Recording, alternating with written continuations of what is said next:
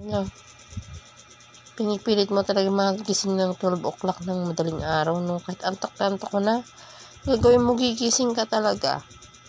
Tapos ngayon nag-aagaw tulog ka pa rin. Ayaw pa rin ng iyong diwa, oh. Gising niya naman.